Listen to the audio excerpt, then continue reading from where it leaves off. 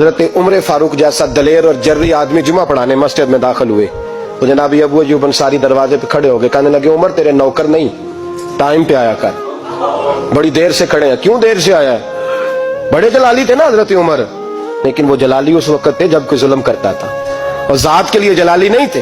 کب وقت پہ آیا کر, کو ملازم نہیں تیرے. تو سیدنا فاروق اعظم منبر پہ چڑھے اور فرمانے لگے اللہ ابو ایوب انصاری کا بھلا کرے. جب تک اس طرح کے لوگ موجود ہیں کوئی بادشاہ بگڑے گا نہیں.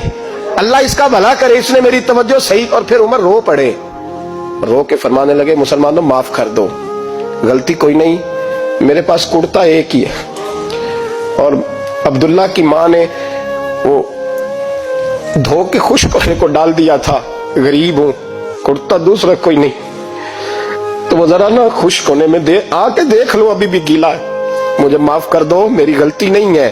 صحابہ درد کے ساتھ رونے لگے اور کہنے لگے اللہ اس طرح کے حکمران ہمیشہ عطا کرتا رہے.